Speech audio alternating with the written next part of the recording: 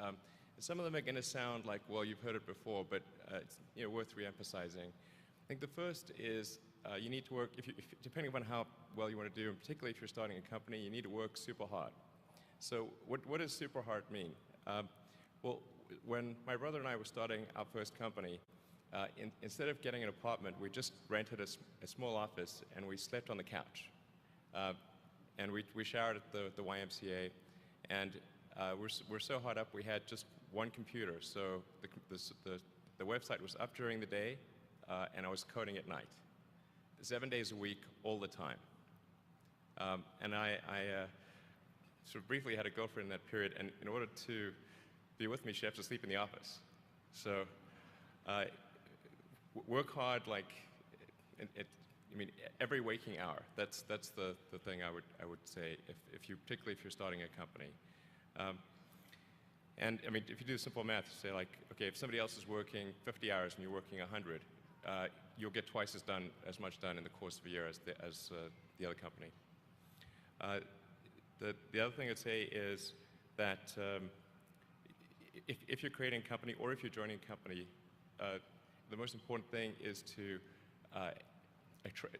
attract great people. So either join a group that's amazing that you really respect, or if you're building a company, you've got to gather great people. I mean, all a company is a group of people that have gathered together to create a product or service. And so depending upon how talented and hardworking that group is, and the degree to which they are focused cohesively in a good direction, that will determine the success of the company.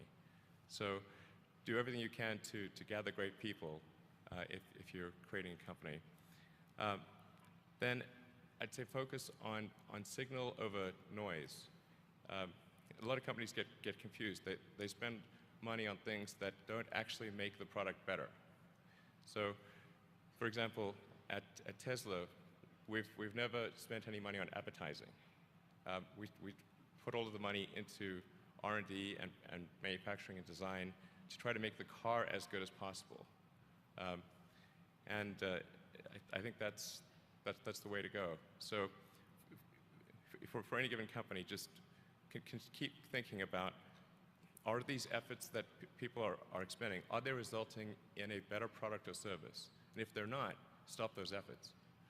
And then the final thing is to sort of don't just follow the trend.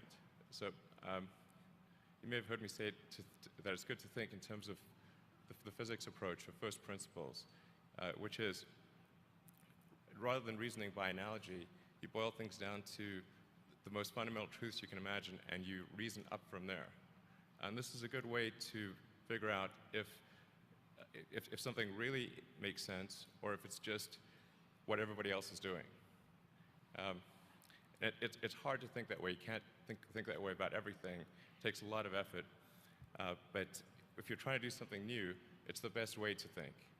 And that framework was developed by physicists to figure out counterintuitive things like quantum mechanics. So it's really a powerful method. Anyway, so that's, and then I think that the final thing I would encourage you to do is, now is the time to take risk. You don't have, you don't have kids. Your obligation. Well, sorry. Probably don't have kids.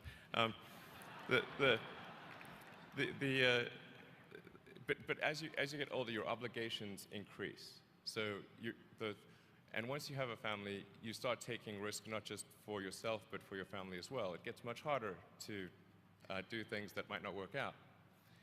So now is the time to do that before you have those obligations. So I would encourage you to take risks now. Do something bold. You won't regret it. Thank you.